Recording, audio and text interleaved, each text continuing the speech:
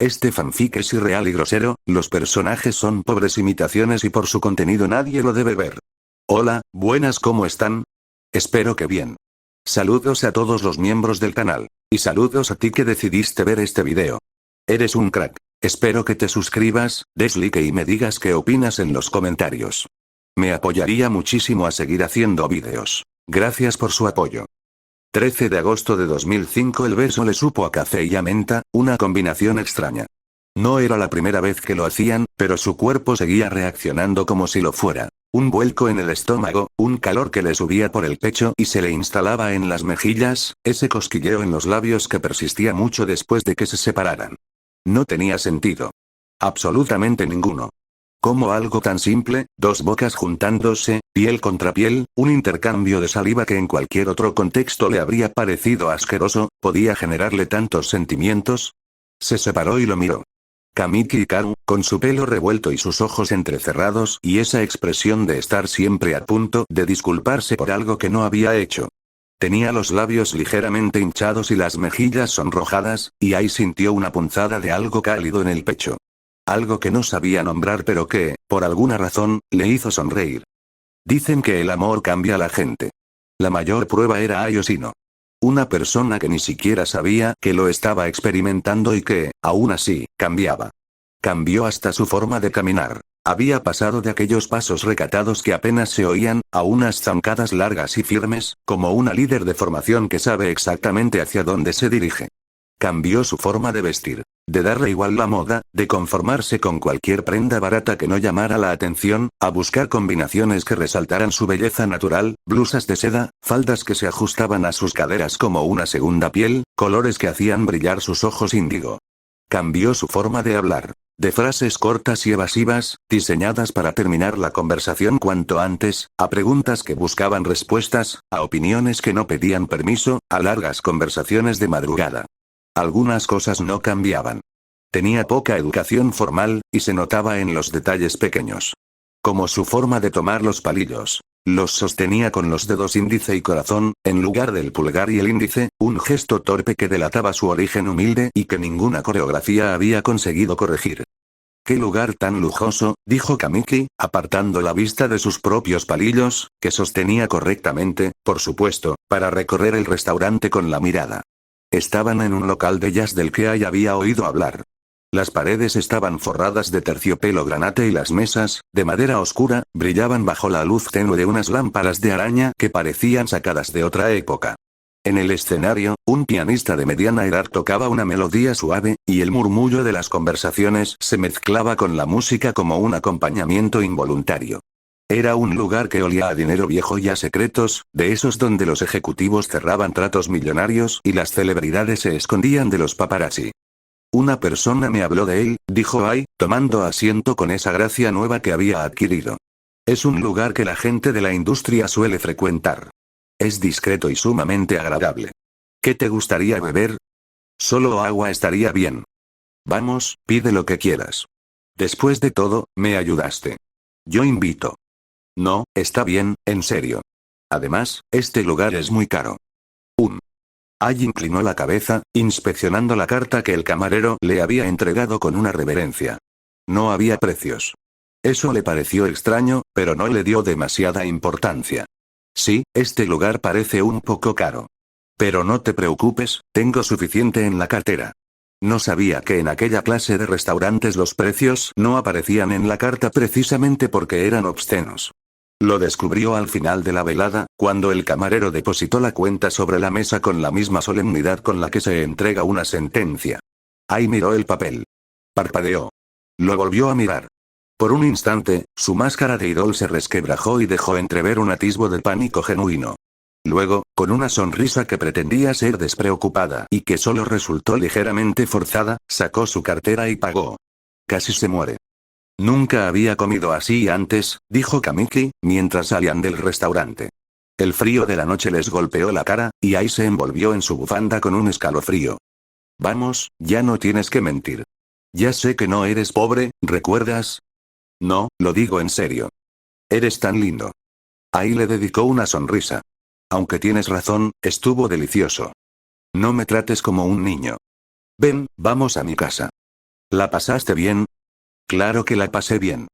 Ai se giró hacia él, y en sus ojos índigo brilló una chispa de diversión. Si no, no te invitaría a mi casa, tonto. Venían de aquella cita cuando empezaron a besarse. Había sido un impulso, o quizás no tanto.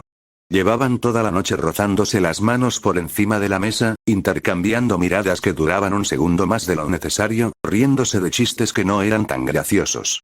Y cuando llegaron al apartamento, con la excusa de un té que nunca llegaron a preparar, sus cuerpos habían tomado una decisión antes de que sus mentes pudieran detenerlos. Ahora Kamiki dormía. Se había quedado profundamente dormido a su lado, con la respiración pausada y el rostro relajado, como un niño que por fin ha encontrado un refugio seguro. Ai lo observó durante un momento, siguiendo con la mirada el movimiento de su pecho al respirar, la curva de sus pestañas sobre las mejillas. Luego se giró hacia el techo. ¿Debían haber hecho algo más? No lo creía. Kamiki no parecía ese tipo de chico. ¿Pero qué tipo de chico sabía, exactamente? Ai no lo sabía. Su conocimiento sobre el tema era una mezcla de conversaciones a medias con Ichigo, artículos de revistas que Watanabe dejaba olvidados en la sala de descanso, y aquella escena que había presenciado en el pasillo de la agencia. Evan y Nino. Los sonidos. La respiración entrecortada. Todo era tan confuso. Y tan molesto. ¿Por qué tenía que ser todo tan complicado? ¿Por qué las relaciones no venían con un manual de instrucciones, como las coreografías? Primera posición. ¿Te gusta alguien? Segunda posición. Se lo dices. Tercera posición. Son felices para siempre. Pero no. En la vida real había besos que sabían a café y a menta, y chicos que se quedaban dormidos en tu cama sin que pasara nada más, y una sensación extraña en el pecho que no sabías si era amor o gratitud o simple y llana confusión. Y luego estaban los tipos de amor. ¿Por qué no solo había uno y ya? ¿Por qué no todo el mundo se empeñaba en meter el amor en una sola caja, con una sola etiqueta? Ai había pasado 15 años sin entender lo que era. Y ahora que empezaba a vislumbrarlo, se daba cuenta de que no era una sola cosa. Eran muchas. Estaba el amor que sentía por Kamiki, ese calor húmedo y palpitante que le encendía las mejillas. Estaba el amor que sentía por Beko Machi, por Nino y Meimei y Watanabe, sus hermanas, sus compañeras, las chicas que habían pasado de ser enemigas a ser su familia. Estaba el amor que sentía por Ichigo, ese padre improvisado que la había encontrado en las calles de Tokio y le había dado un propósito. Y estaba Evan. Evan, que no encajaba en ninguna de las categorías anteriores. Era su amigo, su productor, su confidente de madrugada, Evan, que la quería, se lo había dicho, con esas palabras exactas. Con una magnitud que ella no sabía. O quizás sí lo sabía. Quizás por eso le había dedicado aquella canción. Love of My Life. Ai suspiró. Se giró de lado. Apoyó la cabeza sobre la almohada y se quedó mirando el perfil dormido de Kamiki. Las cosas serían mucho más fáciles si el amor fuera solo uno. Pero no lo era. Y quizás, pensó Ai mientras cerraba los ojos, eso era lo que lo hacía tan valioso. El 24 de julio de 2005, una noticia golpeó Ichigo Productions. Decir golpeó era quedarse corto. Fue un uppercut con la técnica de Mike Tyson y la fuerza de un camión a 115 km por hora. De esos que no ves venir, que te impactan en la mandíbula y te dejan viendo estrellitas durante un buen rato. De esos que hacen que el suelo se tambalee bajo tus pies y que el aire se te escape de los pulmones como si alguien te hubiera dado una patada en el estómago. La noticia era la siguiente. Kyosuke Higuchi, el productor general de Beko Machi, se iba. Y no se iba solo.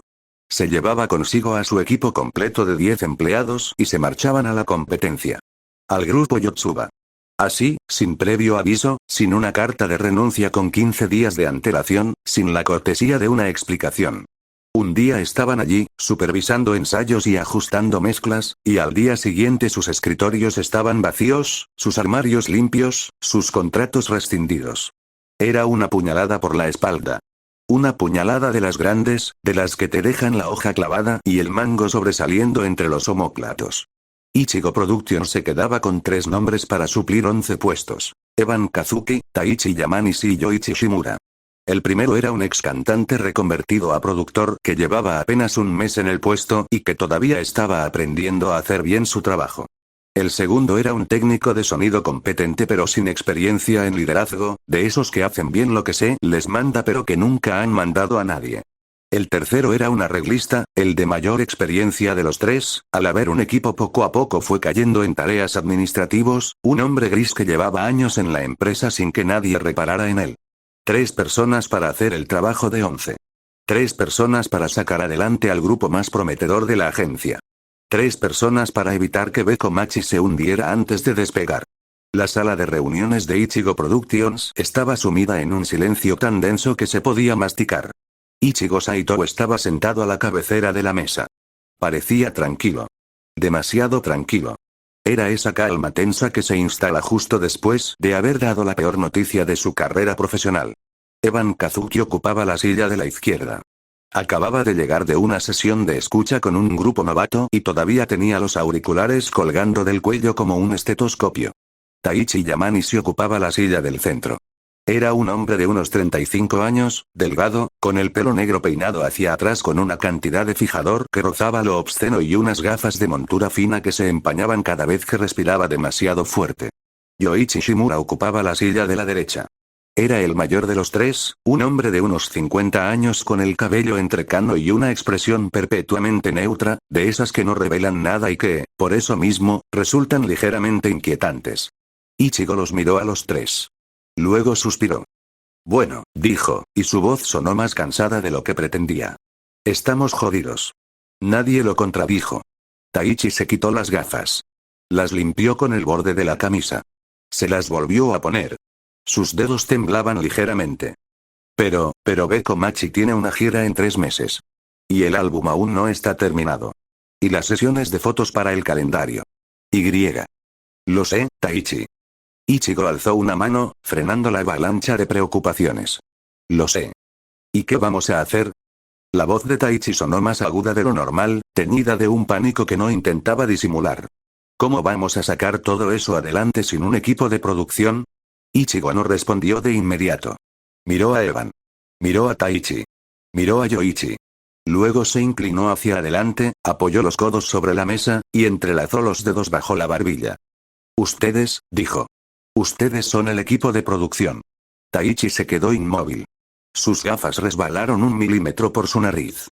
¿Perdón? Ustedes 3. Ichigo los señaló con un dedo. A partir de ahora, son los únicos productores de Bekomachi. Evan se encargará de la composición y la producción general.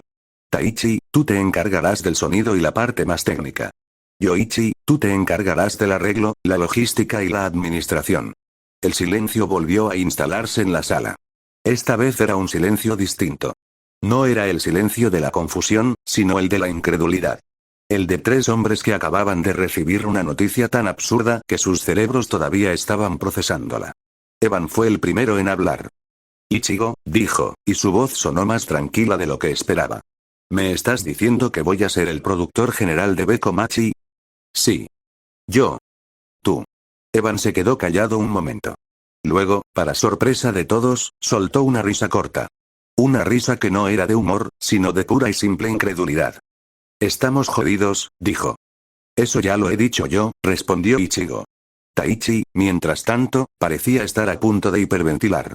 Sus dedos se aferraban al borde de la mesa con una fuerza que le blanqueaba los nudillos. Señor Saito, dijo, y su voz era apenas un hilo. Yo soy técnico de sonido. Solo técnico de sonido. No sé dirigir equipos. No sé tomar decisiones. No sé hacer nada de lo que usted me está pidiendo. Pues aprendes. Ichigo lo miró directamente a los ojos. Todos aprendemos. Nadie nace sabiendo. Pero, Taichi. La voz de Ichigo se volvió más firme. Llevas 10 años en esta agencia. Eres el mejor técnico de sonido que tenemos. Conoces cada micrófono, cada mesa de mezclas, cada cable y cada conector de este edificio.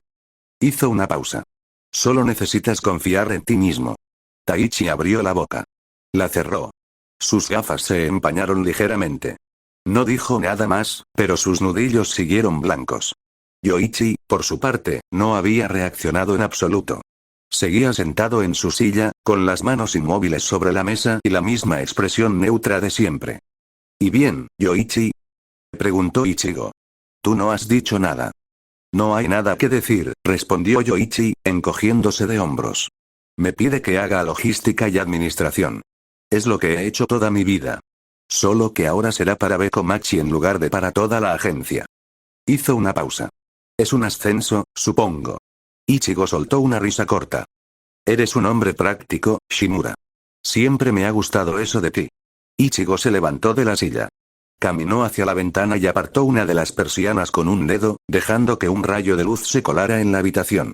Se quedó mirando la calle durante un momento, con las manos en los bolsillos y la espalda más encorvada de lo habitual. Miren, dijo, sin girarse. Sé lo que les estoy pidiendo. Sé que es una locura. Sé que 3 personas no pueden hacer el trabajo de 11. Pero no tengo otra opción. Hizo una pausa. Beko Machi es lo único que mantiene a flote esta agencia. Si Beko Machi se hunde, nos hundimos todos. Las chicas, los técnicos, los administrativos, los becarios, todos. Así que no puedo permitirme el lujo de buscar un reemplazo perfecto. Tengo que trabajar con lo que tengo. Y lo que tengo son ustedes. Se giró. Los miró a los 3, uno por uno. Ichigo volvió a la cabecera de la mesa. Se dejó caer en la silla con un suspiro que parecía salirle del alma. Así que esta es la situación, dijo, abriendo los brazos como si abarcara toda la sala. Tenemos 3 meses para preparar la gira. Tenemos que preparar el álbum con el trabajo hecho, una sesión de fotos, entrevistas, promoción, y todo eso con un equipo de 3 personas que nunca han trabajado juntas. Hizo una pausa.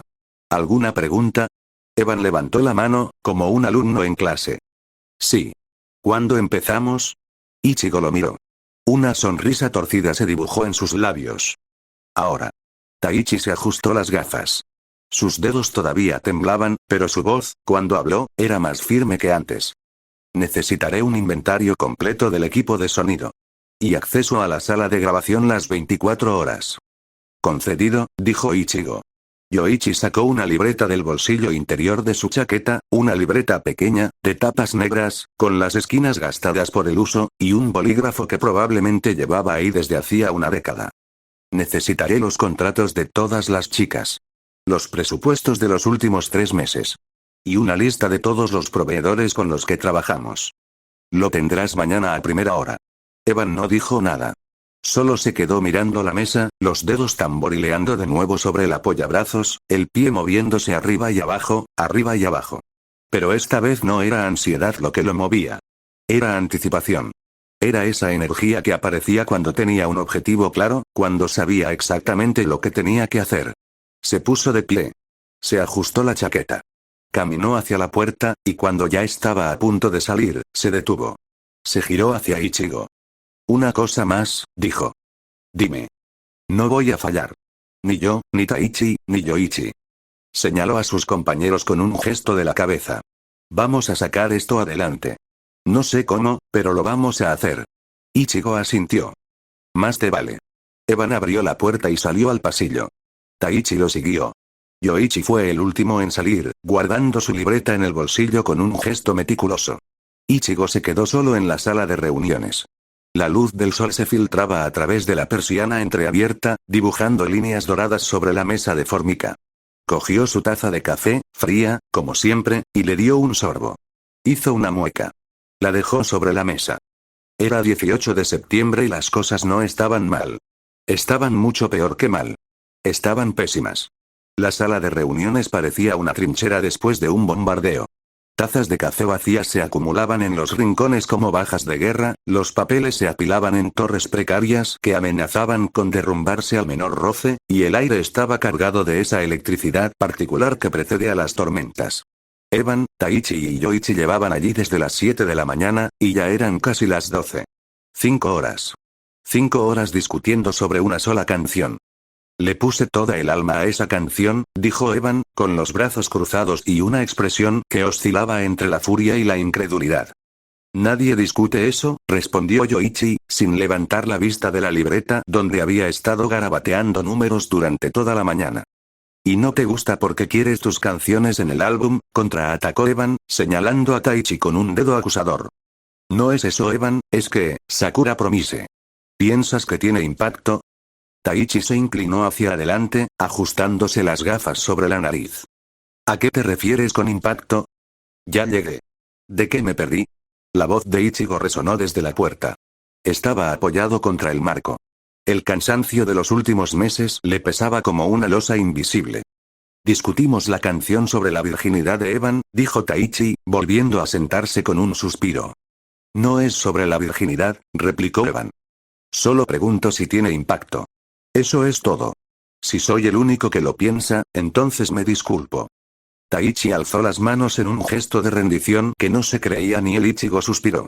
Caminó hacia la mesa y se dejó caer en una silla vacía, con la misma gracia de un saco de papas. ¿Y qué dice tu canción? Evan se inclinó hacia adelante, apoyando los codos en la mesa, y empezó a leer la letra en voz alta con un tono exageradamente cursi. Egao no future, iso ni utao. Es interesante, trató de defender Taichi. Wow, tiene un montón de impacto, dijo Evan, con un sarcasmo que no intentaba disimular. A ver. Taichi le arrebató la hoja a Evan y... Kin no watashi ni te wo fute. Qué sutil. Es una metáfora, Taichi. Niños. La voz de Ichigo retumbó en la sala como un trueno. Evan y Taichi se callaron al instante. Hasta Yoichi levantó la vista de su libreta. Ichigo se quitó las gafas de sol y los miró a los dos. Tenía los ojos enrojecidos por la falta de sueño y una sombra de barba que le daba un aire más desaliñado de lo habitual. Por favor, dijo, con una voz que era más cansada que autoritaria, podríamos matarnos todos, pero ¿quién le quedaría a la agencia? Señaló a Evan con un dedo. Evan, ya no hay más espacio para histéricos. ¿Histéricos? Evan parpadeó. Yo no soy, lo eres. Todos lo somos. Pero tú eres el productor general. Se supone que tienes que poner orden, no crear más caos. Ichigo se volvió a poner las gafas. Así que respira hondo, cuenta hasta 10, y dime qué podemos hacer para arreglar esto. Evan respiró hondo. Contó hasta 10. No funcionó. ¿Sabes por qué estás enojado, Evan? Preguntó Taichi, con una calma que resultaba más provocadora que cualquier grito. ¿Por qué? Porque sabes que tu canción no tiene impacto. Fue la gota que colmó el vaso. Sin previo aviso, empezó a tirarles las hojas. Las arrancaba del montón y se las lanzaba a Taichi como proyectiles. ¿Esto tiene impacto? Una hoja voló por encima de la mesa. ¿Y esto? Otra hoja. Otra más. Los papeles revoloteaban por la sala como palomas asustadas. Taichi se cubrió la cara con los brazos. Yoichi se limitó a apartar su libreta para que no le cayera nada encima. Ichigo se quedó mirando la escena con una expresión que oscilaba entre la incredulidad y la resignación. Y entonces Evan cogió la cafetera. ¡No! No, la cafetera no. Gritó Taichi. Evan, suéltala. Añadió Ichigo, levantándose de un salto. Los tres se abalanzaron sobre Evan. Ichigo le agarró el brazo. Taichi le arrebató la cafetera de las manos. Yoichi se limitó a interponerse entre Evan y cualquier otro objeto potencialmente peligroso. Evan se quedó quieto. Miró la cafetera en manos de Taichi. Miró a Ichigo, que seguía agarrándole el brazo.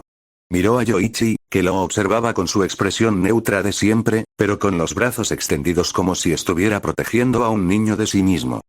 Está bien, dijo, soltando el aire. Está bien. Ya me calmé. ¿Seguro? Preguntó Ichigo. Seguro. Ichigo lo soltó. Taichi dejó la cafetera sobre la mesa, fuera del alcance de Evan.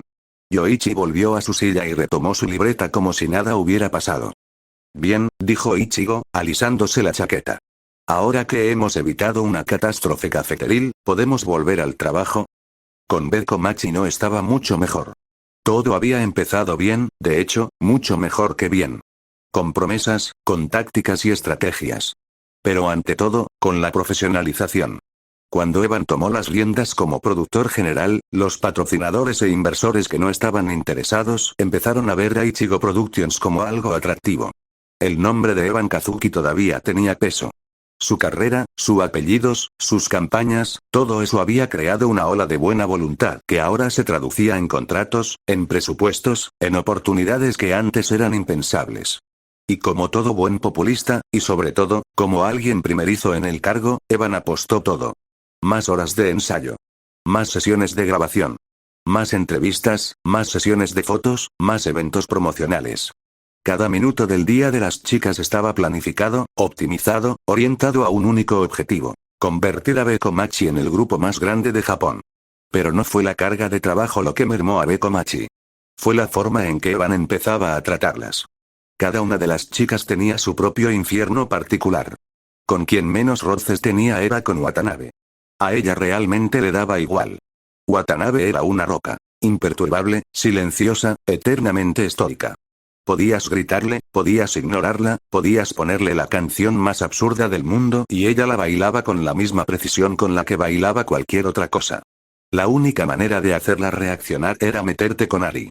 Si alguien le hablaba mal a Ari, si alguien la hacía sentir mal, entonces Watanabe se convertía en otra persona. Una persona con ojos de hielo y palabras que cortaban como cuchillos. Con Ari, Evan era condescendiente. La trataba como si fuera una niña pequeña, como si sus opiniones no importaran, como si su sensibilidad fuera un estorbo en lugar de una virtud.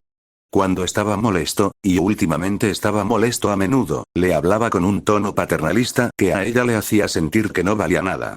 Y Ari, que era puro corazón, se lo tragaba todo. No respondía. No se quejaba.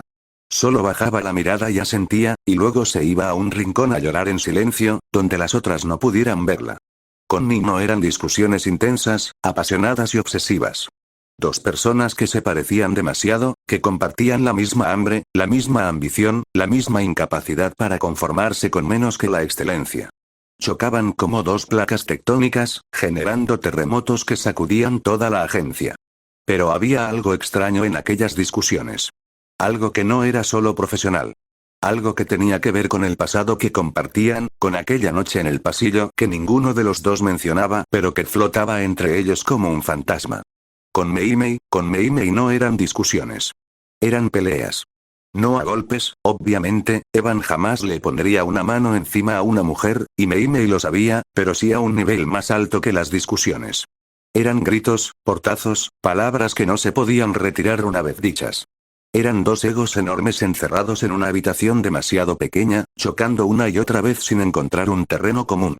Otra vez con esa maldita actitud, exclamó Mei, plantándose frente a él con los brazos cruzados y los ojos encendidos. Pues lo siento mucho, cielo, pero esto es lo único que nos sacará adelante, respondió Evan, sin molestarse en levantar la vista de la partitura que estaba revisando. ¿En serio? Esto. Mei sacó la hoja con la canción que Evan acababa de entregarle y la sostuvo en alto, como si fuera una prueba en un juicio. Esto es basura. Formulaico. Predecible. No tiene alma. Evan levantó la vista. Sus ojos se encontraron con los de Mei, y el aire entre ellos se volvió eléctrico. ¿Y qué no es eso lo que hacían antes? Preguntó, con una frialdad que resultaba más hiriente que cualquier grito. Mei se quedó inmóvil. La hoja tembló ligeramente en su mano. No puedo creer que digas eso, tú nos prometiste. No importa lo que diga, intervino Watanabe.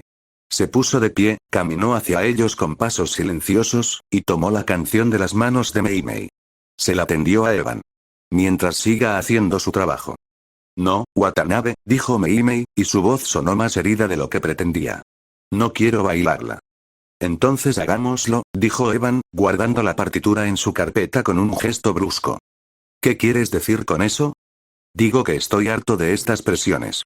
Evan se encogió de hombros, y el gesto era tan casual, tan despreocupado, que resultaba casi insultante. Quizás si las escuchamos se callen un rato. ¿Presiones? Mei dio un paso hacia él, y su voz se elevó. ¿Ahora cedes ante las presiones? No cedo ante nadie. Pues no parece. Porque esto no es lo nuestro. Mei señaló la carpeta donde Evan había guardado la canción. Esto no es Bekomachi. Bekomachi es lo que yo digo que es. La frase resonó en la sala como un disparo. Las otras chicas, que habían estado observando la discusión en silencio, se quedaron muy quietas. Harry se tapó la boca con las manos. Nino cerró los ojos, como si quisiera estar en cualquier otro lugar. Mei miró a Evan. Sostuvo su mirada durante un segundo. 2.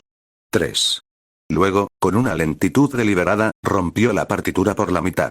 El sonido del papel rasgándose fue lo único que se oyó en la sala. Entonces baila tus propias canciones, dijo, y le arrojó los pedazos a la cara. Los trozos de papel cayeron sobre Evan como una lluvia de confeti sucio. Él se quedó inmóvil durante un instante. Luego, con la misma lentitud deliberada que había usado Mei, recogió los pedazos del suelo y se los lanzó de vuelta. Evan, Mei, dijo Nino, dando un paso hacia ellos. ¿Así? Mei se plantó frente a él, con la barbilla levantada y los puños apretados. Veamos qué tan buen peleador eres. Tranquila, Mei. Tranquila. Nino la tomó del brazo. Luego se giró hacia Evan. Tú también. Ella empezó, dijo Evan. Ya cállate, Evan. Con Ai, el infierno era de otro tipo. Ai era su proyecto. Su obra maestra. Su apuesta más grande. Y precisamente por eso, la forma que tenía Evan de ser malo con ella era el perfeccionismo. Nunca le gritaba. Nunca le rompía partituras en la cara. Nunca la trataba con condescendencia. Pero la sometía a una presión constante, implacable, que no le daba tregua. Cada nota tenía que ser perfecta.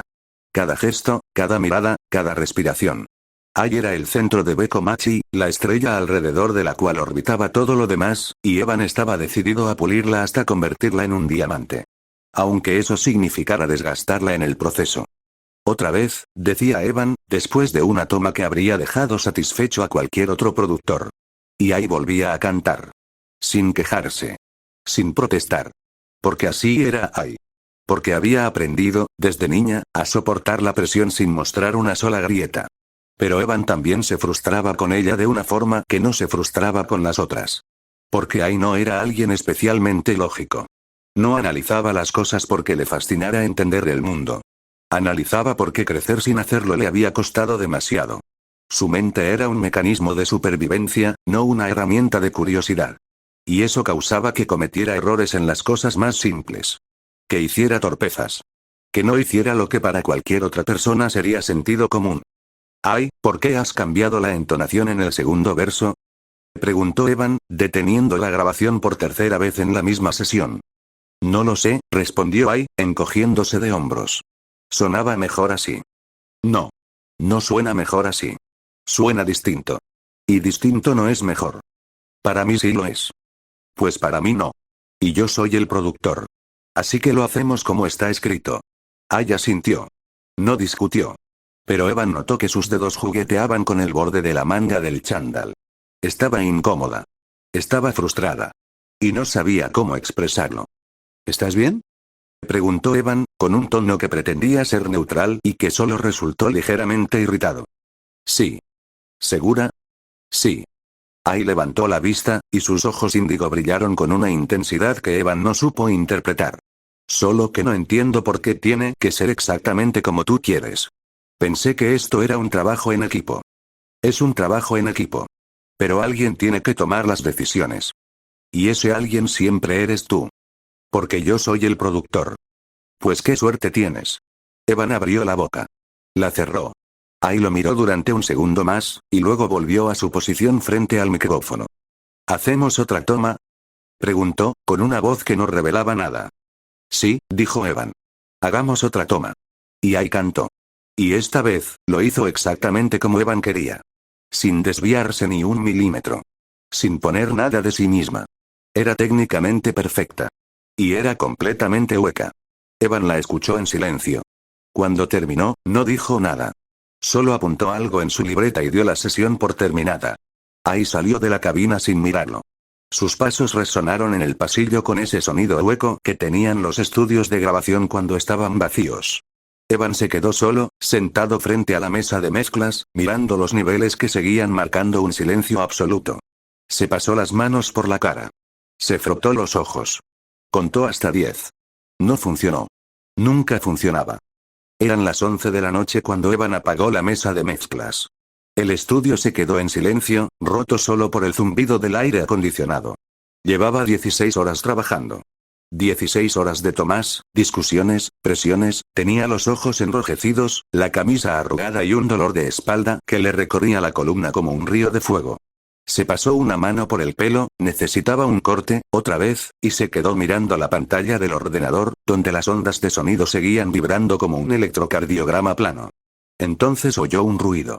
Un ruido que sonaba sospechosamente a alguien llorando. Evan se levantó de la silla. Caminó por el pasillo en penumbra, guiándose por el sonido, y se detuvo frente a la puerta entreabierta de la sala de descanso. Era Ari. Estaba sentada en el suelo, con la espalda apoyada contra el sofá y las piernas recogidas contra el pecho. Tenía la cara hundida entre las rodillas y los hombros le temblaban con ese temblor inconfundible de quien lleva un rato llorando y ya no puede parar. A su lado, en el suelo, había un pañuelo arrugado y una taza de té que ya se había enfriado. Evan se quedó inmóvil en el umbral. Sintió un pinchazo en el pecho. De esos que duelen de verdad. Porque Ari era la más joven. La más dulce. Y ahora estaba allí, llorando en la oscuridad, porque él la había tratado como a una niña estúpida durante todo el ensayo. Ari, dijo, y su voz sonó más suave de lo que pretendía. Ella levantó la cabeza. Tenía los ojos hinchados y las mejillas surcadas de lágrimas. Al verlo, intentó limpiarse la cara con el dorso de la mano, como si pudiera borrar las pruebas de su llanto. Evan, su voz se quebró. No, no es nada. Solo estoy cansada. No es nada, repitió él, y entró en la sala. Se sentó en el suelo frente a ella, con las piernas cruzadas. Ari, he sido un idiota. No, yo, sí. Lo he sido. Evan negó con la cabeza. No tenía que hablarte así. No tenías por qué aguantarlo. Y no tienes por qué disculparme. Ari lo miró. Sus ojos, normalmente tan brillantes, estaban apagados. Pero en el fondo, muy en el fondo, había algo que seguía encendido. Algo que se parecía a la esperanza. Es que, empezó, y su voz era apenas un hilo. Es que yo solo quiero hacerlo bien. De verdad. Pero nunca es suficiente. Por más que ensayo, por más que lo intento, siempre hay algo que está mal. Y yo no sé cómo arreglarlo. No tienes que arreglarlo tú sola, dijo Evan. Para eso estoy yo. Se supone que soy el productor. Se supone que tengo que ayudarte, no hundirte más. Ari se quedó callada un momento. Luego, en voz baja, dijo. A veces no pareces tú. Esas palabras le llegaron al pecho ya no como un pinchazo, sino como un golpe duro y certero. Antes eras diferente. Antes nos hacías reír. Nos hacías trucos, hizo una pausa. Ahora solo nos gritas. No podía defenderse. No podía excusarse. Porque Ari tenía razón. Toda la razón del mundo. ¿Recuerdas de lo que hablamos la otra vez? Preguntó, sin saber muy bien por qué. Ari parpadeó y asintió. De lo que me contaste la historia japonesa de Momotaro, estuve investigando y hubo una historia que me gustó mucho. El cuento de la princesa Kaguya, el cuento del cortador de bambú. Ese. Evan se recostó en el sofá, mirando al techo. ¿Sabes por qué era tan bella? Porque venía de la luna. No. Bueno, sí. Pero no era solo eso. Hizo una pausa. Era bella porque lo sabía. Sabía que no era de aquí. Y en lugar de esconderlo, lo dejó brillar. Aunque eso significara que al final tuviera que irse. Ari no respondió. Pero sus dedos, que habían estado tensos sobre sus rodillas, se relajaron un poco. A veces, continuó Evan, la gente que brilla más no es la que mejor encaja. Es la que menos encaja. Y eso no es un defecto. Es una prueba de que vienen de otro sitio. De un sitio donde las cosas son más, buscó la palabra, más amables. ¿Tú crees que yo soy así? Preguntó Ari, en voz baja. Evan giró la cabeza hacia ella. La miró.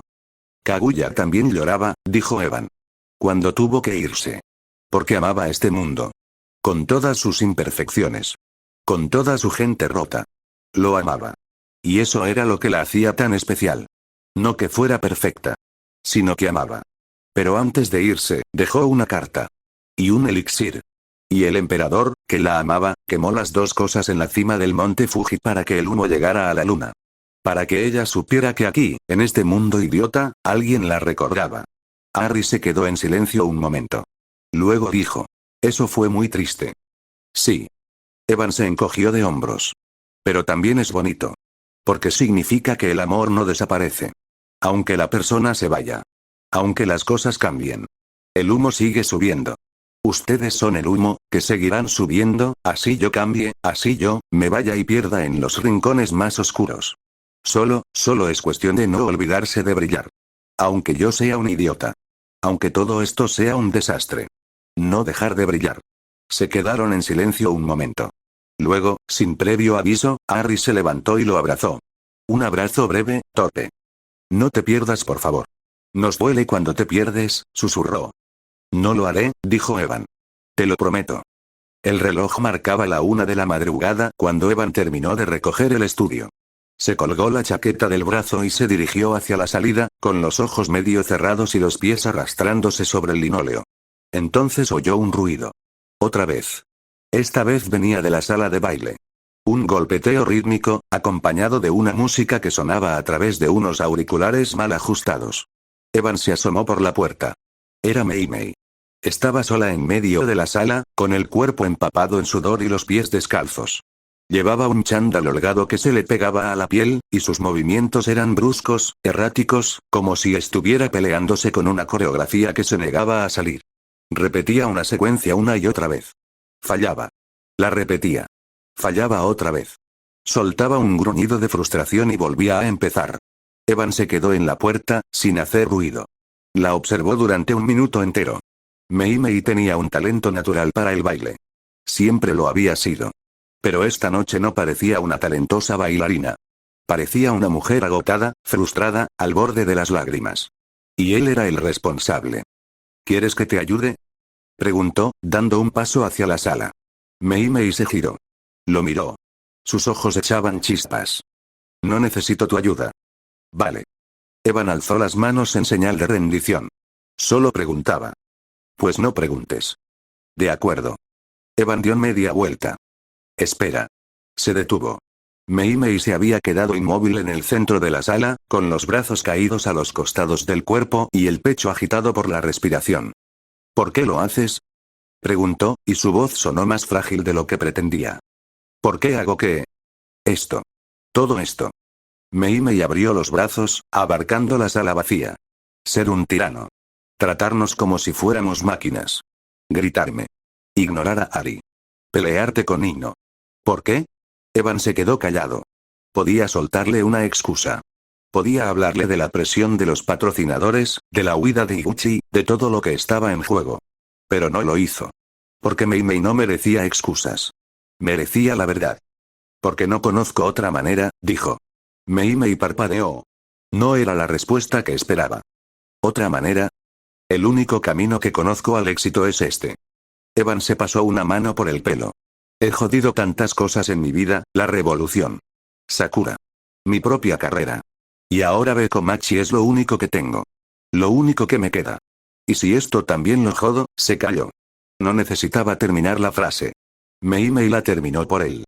Entonces no tendrías nada. Mei Mei lo miró. Sostuvo su mirada durante un segundo. 2. 3. Luego, para sorpresa de Evan, se quitó los auriculares y los dejó caer sobre el suelo de madera. Pues vas a tener que aprender a confiar en nosotras, dijo, y su voz ya no era hostil, sino firme, casi maternal. Porque no somos máquinas. Somos personas. Y estamos de tu lado. Pero no podemos estarlo si tú nos tratas como enemigas. Lo sé. ¿Lo sabes? Sí. Lo sé. Evan se encogió de hombros. Pero saberlo y hacerlo son dos cosas distintas. Pues empieza a hacerlo. Mei Mei lo señaló con un dedo.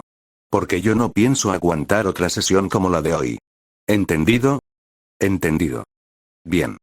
Mei Mei asintió, satisfecha. Ahora vete. Tengo que terminar esta coreografía. ¿Seguro que no quieres ayuda?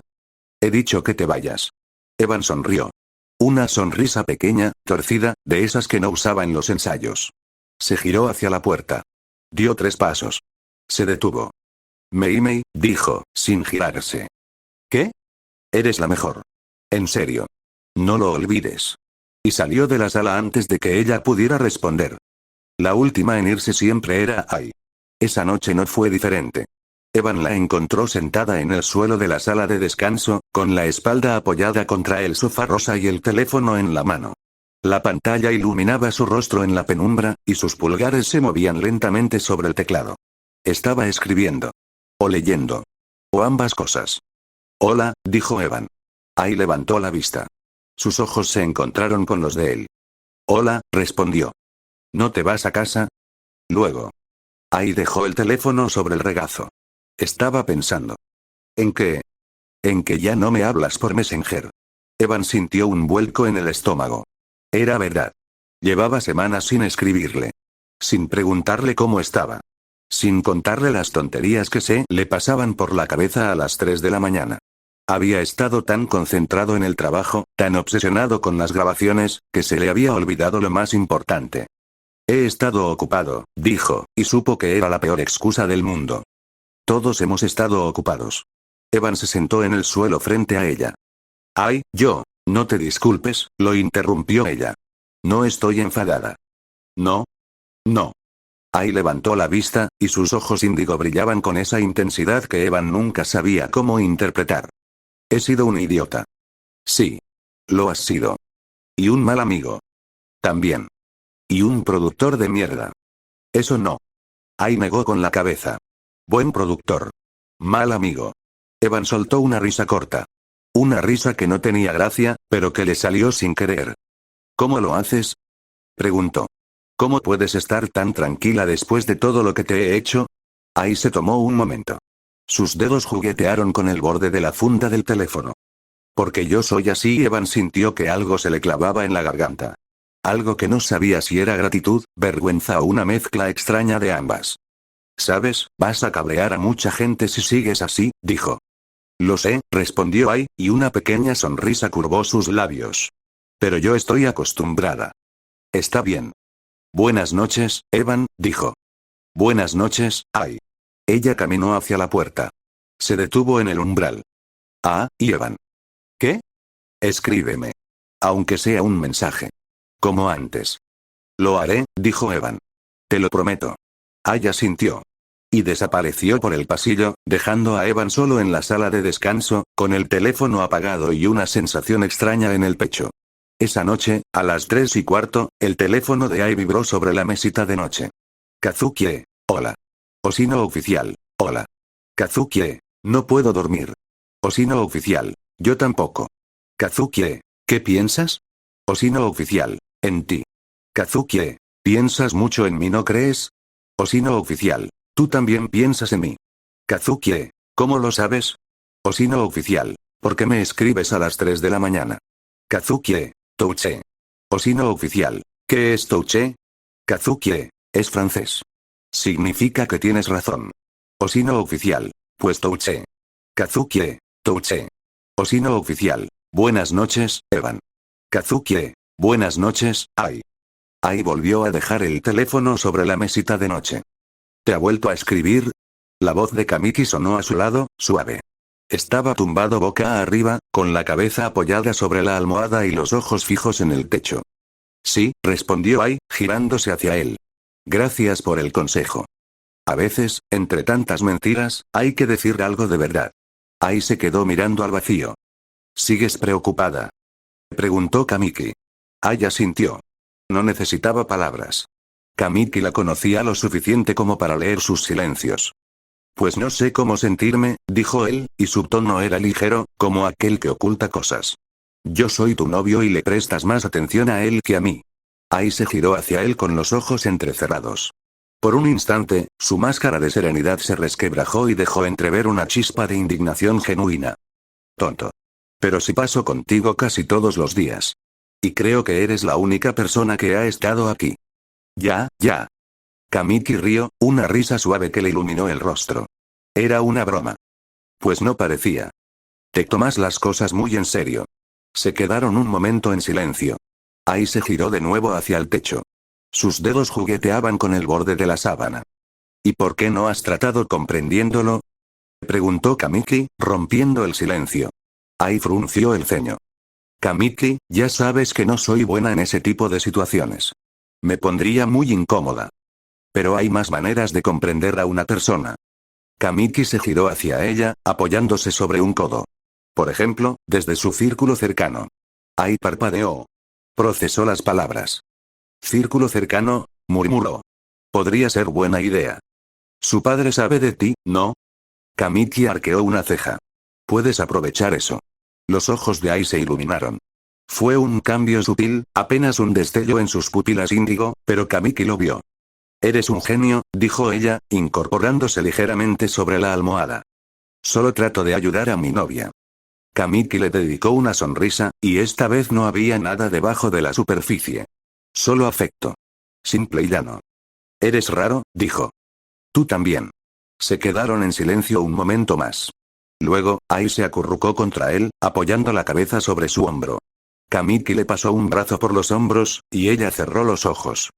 Mañana iré a verlo, dijo Ai, con los ojos todavía cerrados. ¿Quieres que te acompañe? No. Ai negó con la cabeza, y su voz sonó más firme. Esto tengo que hacerlo yo sola. La torre Kazuki se alzaba contra el cielo de Tokio como una aguja de cristal y acero, sus 58 pisos reflejando las nubes que pasaban perezosas sobre la ciudad. Ai Yoshino nunca se había sentido pequeña en un escenario, pero cada vez que cruzaba el vestíbulo de aquel edificio, algo en su interior le recordaba que estaba entrando en un territorio que no era el suyo. Ai apretó el botón del piso 42. Las puertas se cerraron con un suspiro hidráulico, y el ascensor empezó a subir. Ai se miró en el espejo de la cabina. Llevaba un vestido sencillo, de un azul marino que hacía juego con su cabello, y una chaqueta ligera sobre los hombros. El pasillo del piso 42 estaba en penumbra. Las luces de emergencia dibujaban rectángulos dorados sobre la alfombra, y el silencio era tan absoluto que Ai podía oír el roce de sus propios pasos. Se detuvo frente a la puerta de la suite de Evan. No era allí a donde iba. Pero algo la hizo quedarse un momento, con la mano suspendida en el aire, sin atreverse a llamar. Siguió caminando. La puerta que buscaba estaba al final del pasillo. Una puerta discreta, sin placa ni número, que solo alguien que conociera la torre sabría identificar. Llamó con los nudillos. 2 golpes secos. La puerta se abrió casi de inmediato. Kageyama estaba allí, con su porte imperturbable y su traje sin una sola arruga. Sus ojos se posaron en Ai con esa expresión neutra. Señorita Oshino, dijo, inclinando ligeramente la cabeza. ¡Qué sorpresa! Necesito hablar con Masao Kazuki. Kageyama parpadeó. Solo una vez. Para alguien como él, era el equivalente a una exclamación de asombro. ¿Con el señor Masao? Sí. ¿Puedo preguntar el motivo? Ai se tomó un momento. Sus dedos juguetearon con el borde de la manga de su chaqueta. Es sobre Evan, dijo finalmente. Quiero ayudarlo. Kageyama la observó durante un instante. Luego, para sorpresa de Ai, una pequeña curva se dibujó en sus labios. Sígame, por favor. Caminaron por el pasillo en silencio. Kageyama la guió hasta un ascensor distinto, uno que Ai no había visto antes. Era más pequeño, más discreto, con las paredes forradas de madera oscura y un solo botón en el panel. P58. El ático, explicó Kageyama, sin que Ai se lo preguntara. El señor Masao la recibirá. ¿Está seguro?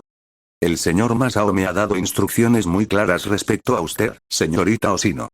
Kageyama hizo una pausa. Si quiere verlo, él la verá. El ascensor se detuvo con un suspiro.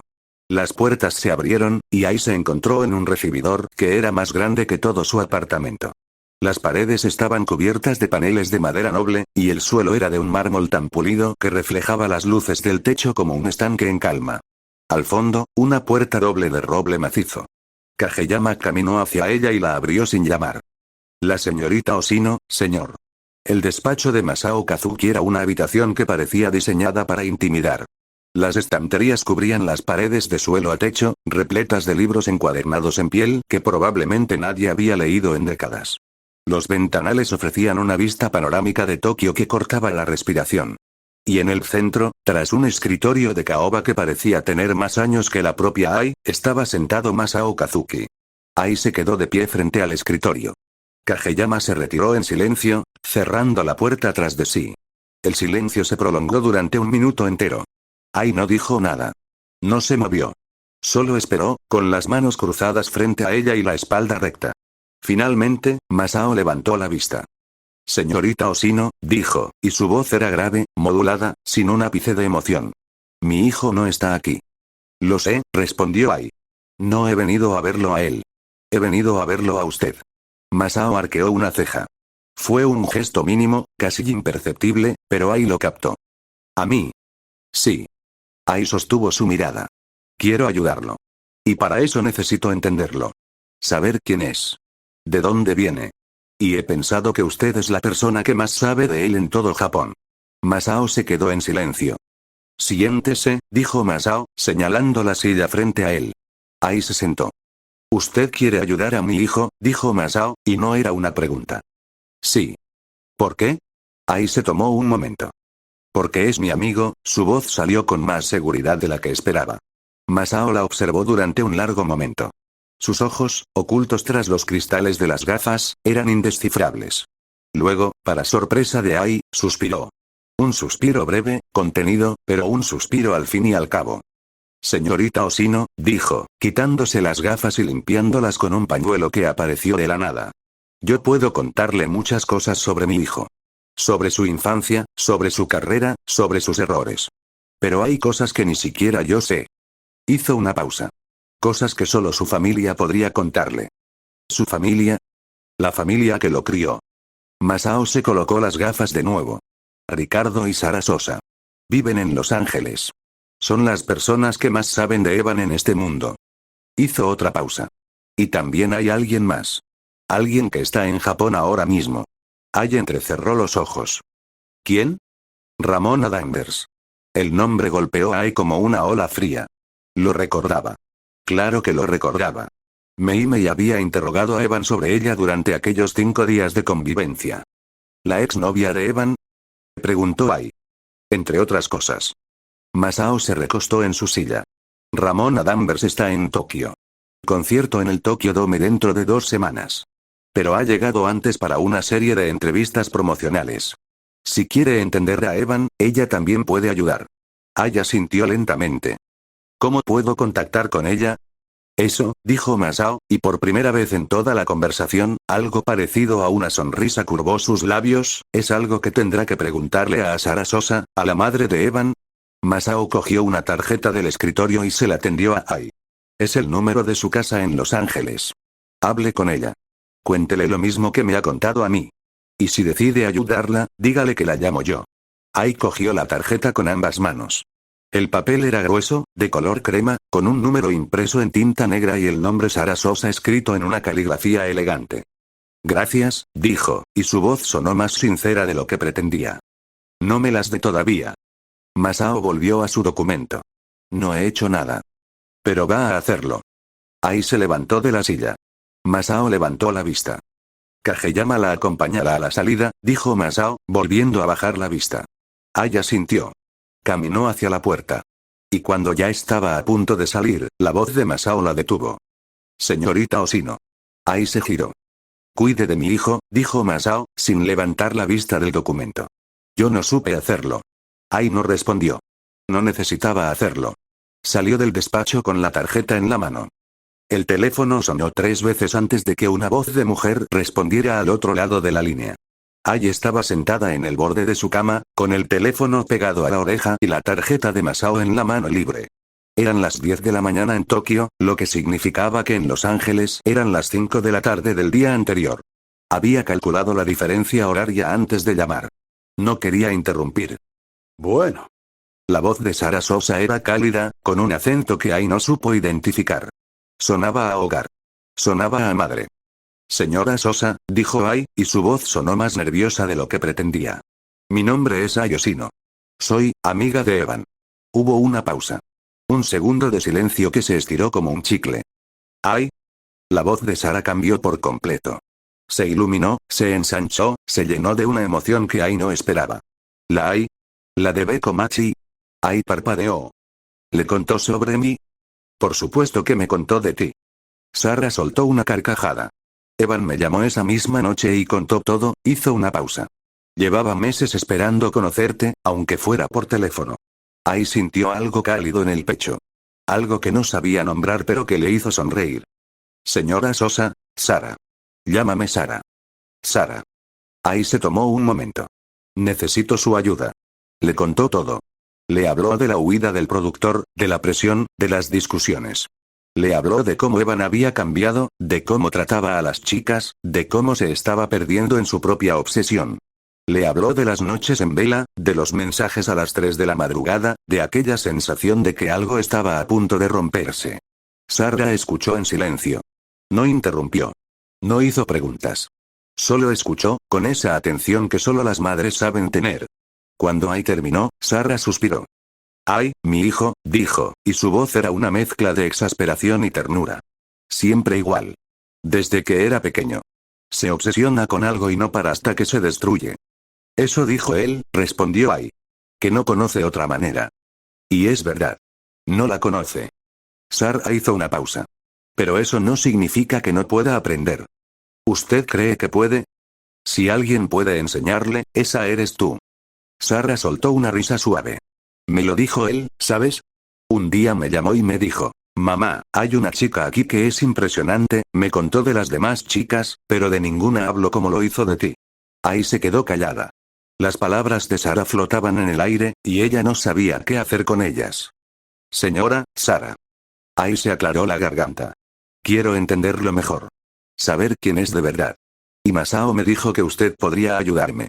¿Y qué, Ramona Danvers también? Ah. Sara soltó una risa corta. Ramona. Claro. La famosa Ramona. ¿Cree que ella querría hablar conmigo? Cariño. Sara hizo una pausa, y ahí pudo oír la sonrisa en su voz. Ramona Danvers es un amor de niña. Mi hijo tendrá muchos defectos, pero tiene buen ojo. Estoy segura de que te ayudará. Déjame hacer una llamada. 2 días después, Ai recibió un sobre en la recepción de Ichigo Productions. Dentro había una nota manuscrita, con una caligrafía elegante y un tono que era a la vez profesional y cálido. Ai, Sara me ha contado todo. Me alegra saber que Evan tiene a alguien como tú a su lado. Ya era hora de que ese idiota dejara de cargar con todo él solo. Estaré en el Hotel Península hasta el jueves. Ven cuando quieras. Pregunta por la suite imperial. El té corre por mi cuenta. Un abrazo, Ramona Danvers. PD. No te preocupes por lo del beso en los más. Fue parte de la coreografía. De verdad, 4 de abril del año 2000.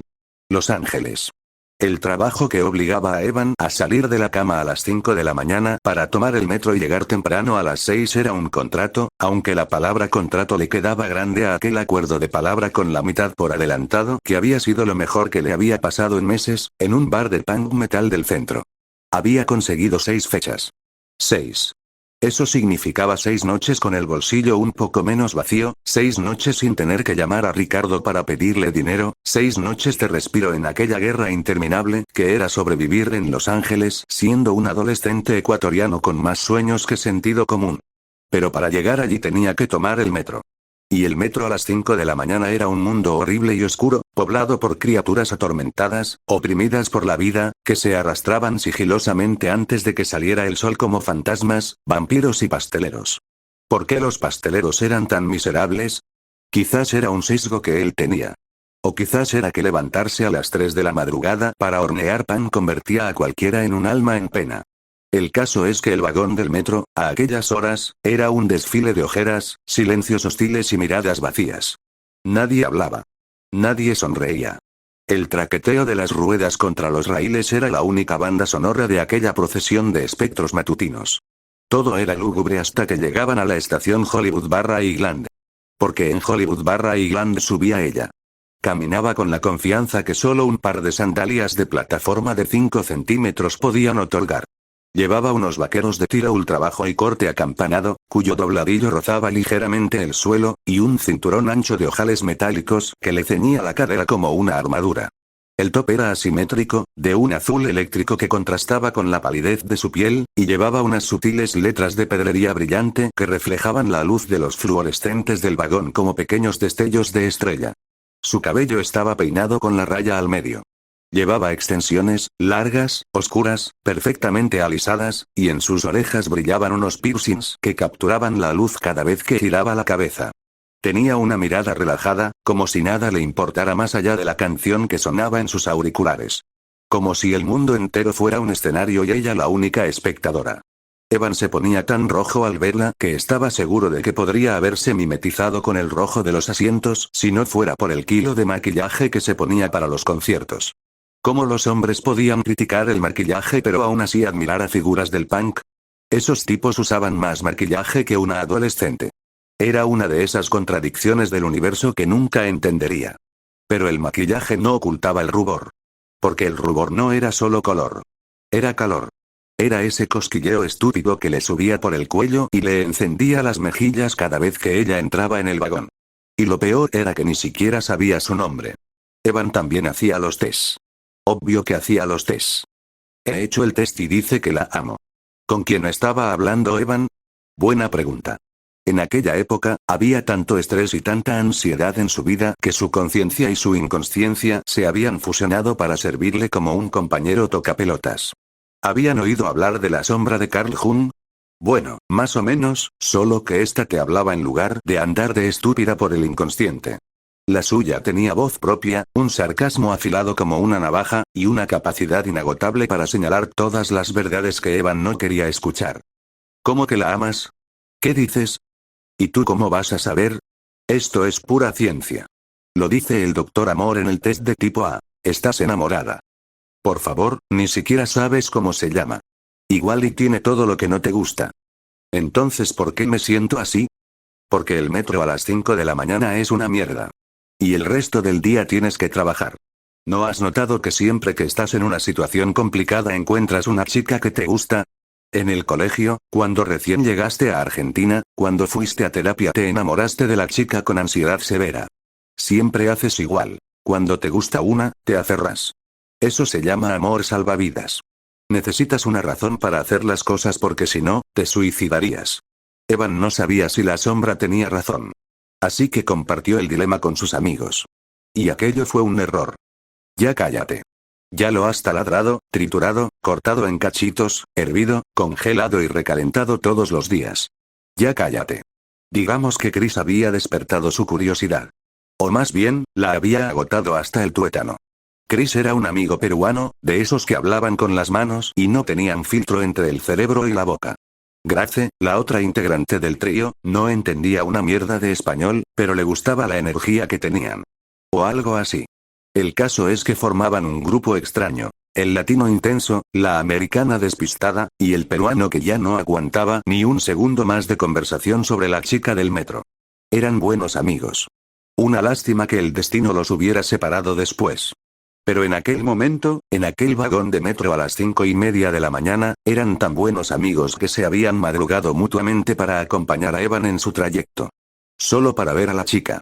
Solo para entender por qué su amigo llevaba semanas hablando de ella sin parar. No sé qué hice para merecer esto, dijo Grace, con los brazos cruzados y una expresión de resignación absoluta. Es mi culpa por acercarme en el receso. Quizás pegábamos a los niños en otra vida, respondió Chris, encogiéndose de hombros. Pero con focas bebés. Porque si no, no se puede creer que termináramos con un amigo tan loco. Chicos, para mí esto es importante, dijo Evan, girándose hacia ellos con una seriedad que no se correspondía con la situación. Tienen que verla, porque si no, no lo van a entender. Solo hay una regla. No intervenir.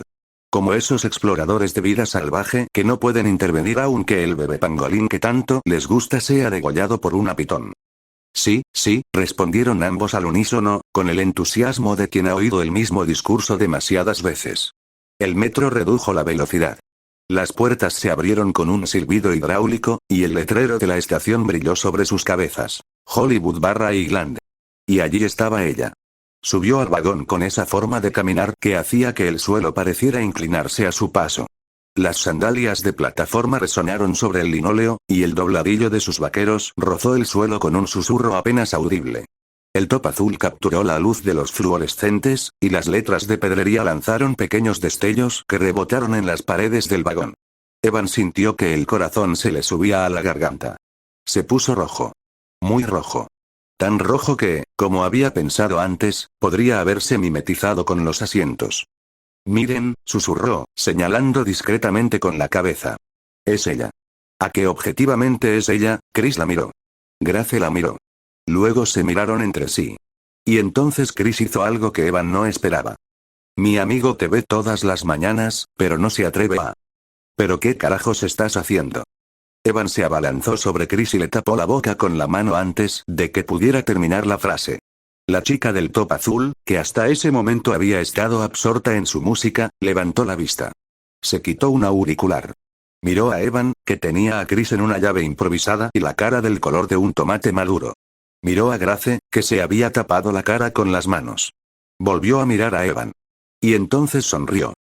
El Hotel Península se alzaba sobre el distrito de Marunouchi como un monumento al lujo silencioso.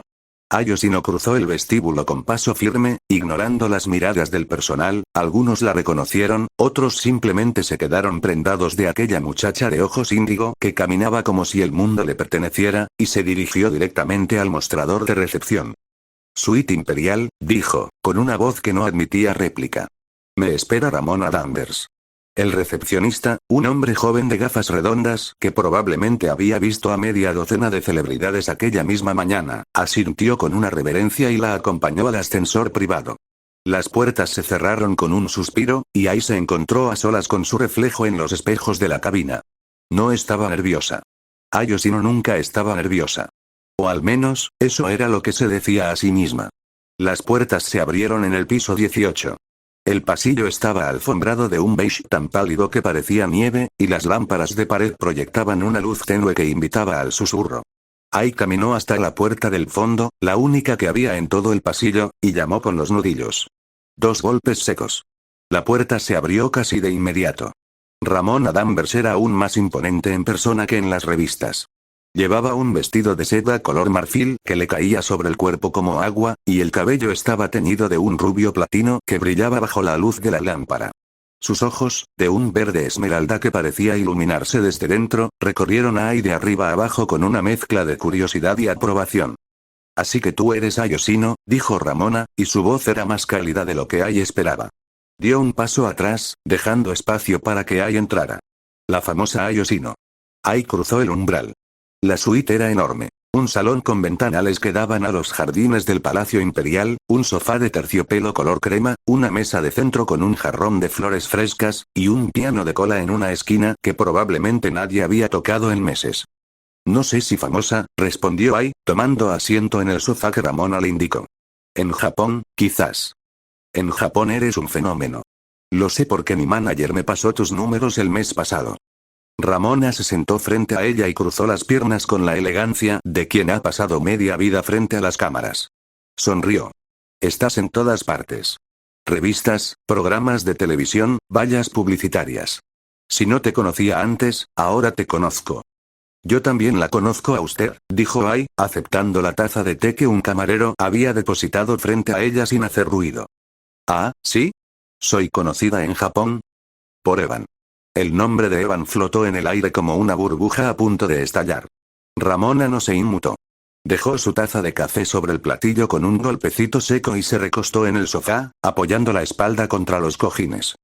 Claro. Evan. Sus ojos verdes se clavaron en Ai con una intensidad que no era hostil, sino evaluadora. Sarah me dijo que quería saber cosas. Sobre Schaffer. Sobre cómo era él antes. Sí. ¿Por qué? Ai se tomó un momento antes de responder. Sus dedos juguetearon con el borde de la taza, un gesto que Evan habría reconocido al instante. Porque ha cambiado. O quizás no ha cambiado. Quizás siempre ha sido así y yo no lo había visto.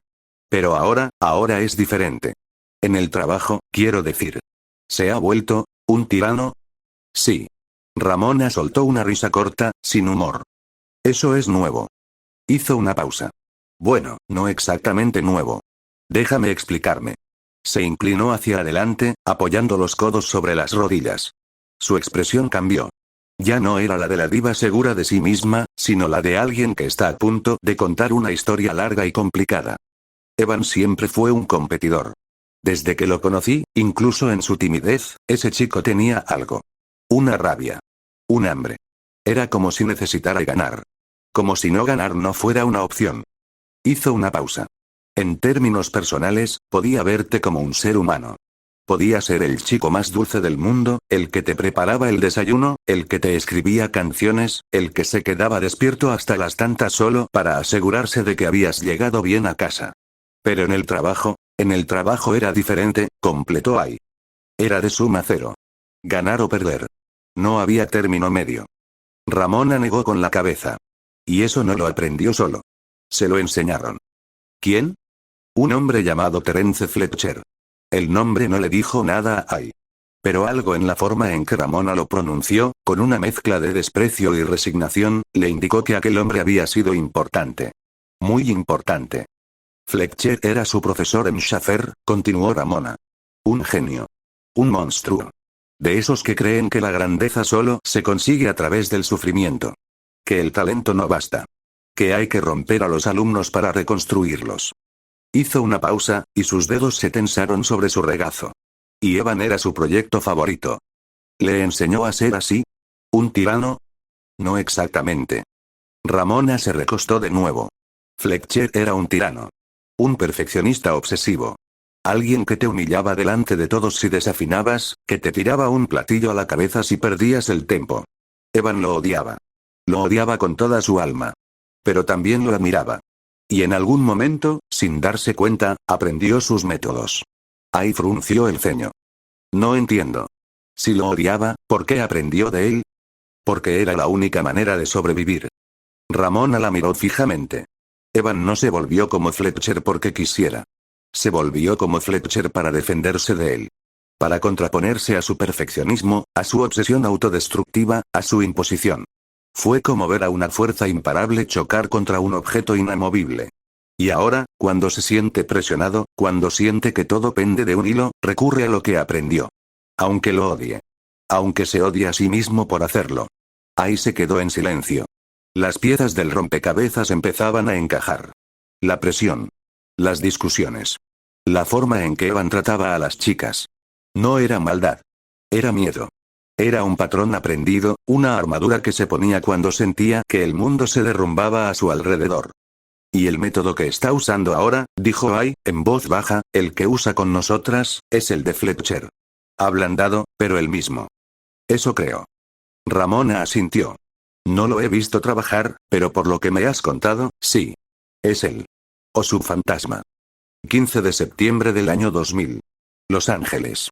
Ese 4 de abril en el metro gracias a Chris Evans se enteró que se llamaba Ramona. Ramona Danvers, que iba a la high school y trataba en una cafetería. Le gustaban los Subhumans. Ahora, el 15 de septiembre, Evan estaba en un campo de tiro. El campo de tiro estaba en las afueras de la ciudad, en una zona industrial donde las naves abandonadas se alineaban como cadáveres de hormigón y el único sonido constante era el zumbido lejano de la autopista. No era un lugar al que Evan Kazuki hubiera ido por voluntad propia. De hecho, cuando Ramona le dijo que quería llevarlo a su sitio favorito para despejarse, él había imaginado un parque, una cafetería, quizás un mirador. No un polígono de tiro. El edificio era un bloque de cemento sin ventanas, con un letrero de neón que parpadeaba débilmente sobre la puerta y un guardia de seguridad que parecía haber visto demasiadas películas de acción. Ramona estaba en el primer carril. Las balas impactaban contra la diana con una precisión que a Evan le heló la sangre. Una tras otra. Todas en el centro. Creí que esto era ilegal, gritó Evan, alzando la voz por encima de las detonaciones. Ramona volteó, dejó de disparar y se quitó los auriculares. El pelo se le pegaba a la frente por el calor, y sus ojos verdes brillaban con la adrenalina del momento. ¿Qué? Que creí que esto era ilegal. Ah. Ramona sonrió, y era una sonrisa que no se disculpaba por nada. Tengo aún mi licencia de Florida. Este lugar no hace muchas preguntas. Evan se quedó mirándola. No sabía qué le resultaba más desconcertante. Que su interés amoroso supiera más de armas que él, o que aquello, el olor a pólvora, el retroceso de la pistola, la precisión casi quirúrgica de sus disparos, fuera para ella una forma de relajarse. Se sentía fuera de lugar, como un pez fuera del agua, como un niño que se había colado en una fiesta de adultos y no sabía muy bien qué hacer con las manos. Ramona terminó su ronda, guardó el arma en el estuche con movimientos precisos, y se giró hacia él con una sonrisa que era a la vez radiante y terriblemente casual. Hola, amor. ¿Cómo te fue? Bien. Evan se metió las manos en los bolsillos, balanceándose sobre los talones. Pude ir al repaso. Me alegro mucho. Entonces Ramona se acercó y le tomó las manos. Fue un gesto automático, de esos que salen sin pensar. Pero en cuanto sus dedos rozaron los de Evan, él hizo una mueca de dolor. Un gesto mínimo, casi imperceptible, pero Ramona lo notó. Bajó la mirada. Las manos de Evan estaban cubiertas de curitas. Los nudillos estaban hinchados, las yemas de los dedos enrojecidas, y bajo las curitas se adivinaban pequeñas ampollas que todavía no habían cicatrizado. ¿Qué es esto? Ah, no, no es nada. Evan intentó retirar las manos, pero Ramona se las sostuvo con firmeza. ¿Lo volvió a hacer? Evan bajó la cabeza. No respondió. No necesitaba hacerlo. Evan. La voz de Ramona se volvió más grave, más intensa. ¿El maldito de Fletcher lo volvió a hacer? Los recuerdos venían a él cada mencionaban su nombre. Kazuki, concéntrate, maldita sea. Ese no es mi templo. Sigue el maldito tempo. ¿Crees que eres especial? ¿Crees que tienes talento? No tienes nada. Eres una hoja en blanco. Y yo voy a escribir en ella aunque tenga que romper el papel. Aún recordaba el sonido del platillo que si no hubiera reaccionado rápido hubiera impactado en su cabeza. Sí. Fue apenas un susurro, pero a Ramona le sonó como un trueno. Sintió que algo se le encendía en el pecho. No era rabia, la rabia era un sentimiento demasiado suave para lo que estaba experimentando, sino una furia fría, concentrada, de esas que te hielan la sangre en lugar de hervirla. Ahora mismo vamos a hacer algo con eso, dijo, y su tono no admitía réplica. Está bien, pero... Evan señaló el estuche del arma, que seguía abierto sobre la mesa. Por favor, suelta el arma. Ramona siguió su mirada. Se dio cuenta de que, en su furia, había agarrado la pistola sin pensar. Parpadeó. Se miró la mano. Volvió a mirar a Evan. Oh. Sí, claro. Dejó el arma sobre la mesa con un golpe seco y soltó una risa torpe, casi avergonzada. Lo siento. A veces se me olvida que no a todo el mundo le gustan las armas. No es que no me gusten. Evan se frotó los nudillos. Es que me dan miedo. Sobre todo cuando las tienes tú. Ramona se rió. Una risa genuina, que relajó la tensión del momento. Pero sus ojos seguían brillando con aquella determinación que Evan conocía bien. La determinación de alguien que había decidido algo y no iba a parar hasta conseguirlo. Vamos, dijo, cogiéndolo del brazo. Te invito a un café. Y me vas a contar exactamente lo que ha pasado. Se quedaron un momento en silencio. El reloj de pared marcaba las horas con un tic-tac apenas audible. Fuera, el sol de la tarde empezaba a teñir los rascacielos de un dorado pálido. Ramona se sirvió más café. Le ofreció a Ai, que negó con la cabeza. Luego, para sorpresa de Ai, sonrió. Una sonrisa más suave, más nostálgica. ¿Sabes? Muchos creen que conocí a Evan cuando ya era famoso. Por la actuación en los más y todo eso. Pero no. Nos conocimos mucho antes. Cuando él aún era el nuevo en Shaffer y yo iba a una escuela común, siendo una chica común. Hizo una pausa.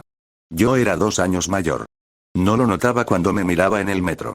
De hecho, creí que era alguien bastante estoico y quería preguntarle por qué vestía una combinación entre Marilyn Manson y Ozzy Osbourne. Hasta que su amigo lo forzó a hablarme. Ai recordó aquella historia. Evan se la había contado una noche de Messenger, a las tantas de la madrugada. El amigo peruano. La chica del top azul. El metro a las 5 de la mañana. Pero oírla de boca de Ramona era diferente. Era como ver la misma fotografía desde otro ángulo. ¿Y cómo era él entonces? Preguntó Ai, y su voz sonó más suave de lo que pretendía. Tímido. Torpe. Se ponía rojo como un tomate cada vez que me veía. Ramona soltó una risa. Pero también era intenso. Cuando quería algo, iba a por ello. Sin dudar. Sin mirar atrás. Y cuando se enamoraba, hizo una pausa. Bueno, cuando se enamoraba era un volcán. Ai sintió un pinchazo en el pecho. Algo que no era celos, no exactamente, sino una especie de melancolía anticipada. Como si estuviera viendo una película cuyo final ya conocía. Entonces recordó su propio dilema. Aquella pregunta que llevaba semanas rondándole la cabeza y que no se había atrevido a formular en voz alta. Ahora, frente a la mujer que probablemente conocía a Evan mejor que nadie, sintió que era el momento. Ramona, dijo, y su voz sonó más seria. ¿Cómo diferencias a un Evan que está enamorado, ya sabes, románticamente, de un Evan enamorado de otras maneras? Ramona arqueó una ceja. Luego, para sorpresa de Ai, soltó una carcajada. Una carcajada genuina, de esas que salen del estómago y llenan toda la habitación. Ai, cariño. Se secó una lágrima imaginaria del ojo. Esa es la pregunta del millón. ¿Y la respuesta? Es muy simple. Ramona se inclinó hacia adelante, y su expresión se volvió más seria. Si folla contigo o no. Ai parpadeó. Procesó las palabras. Las giró en su mente como quien gira una piedra entre los dedos. ¿En serio no hay otra manera? Pues, no, la verdad. Su forma de expresar amor es bastante peculiar. Ramona se encogió de hombros. Realmente no hay diferencia entre el amor romántico y los demás, al menos para él, más allá del plano sexual. Y ese es un plano donde Evan no se contiene. Si quiere algo, lo va a conseguir. Aya sintió lentamente. Aquello confirmaba lo que ya sospechaba. Lo que Evan le había dicho aquella noche, en la sala de descanso, después de la fiesta. No va a pasar nada. No porque no pueda. No porque no quiera. Sino porque no es necesario. Evan la quería. La quería muchísimo.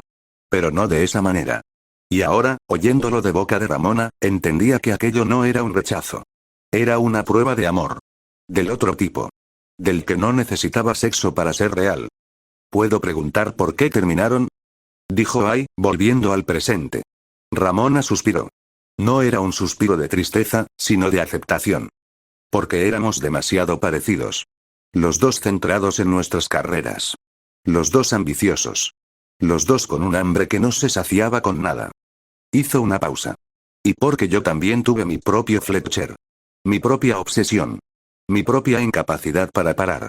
En algún momento, nos dimos cuenta de que estábamos compitiendo el uno contra el otro en lugar de apoyarnos.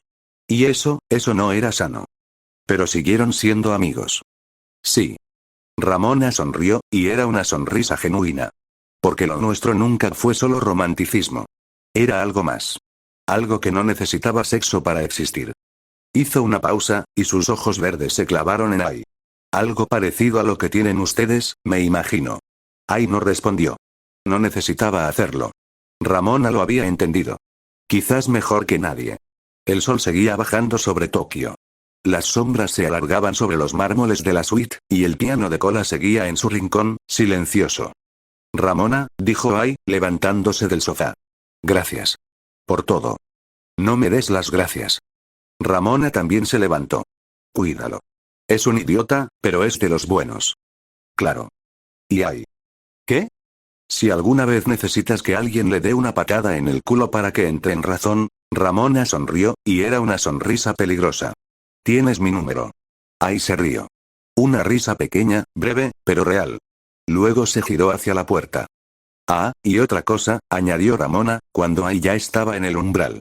Lo del beso en los más, fue parte de la coreografía. De verdad. No dejes que te cuenten lo contrario. Ai asintió. Y salió de la suite.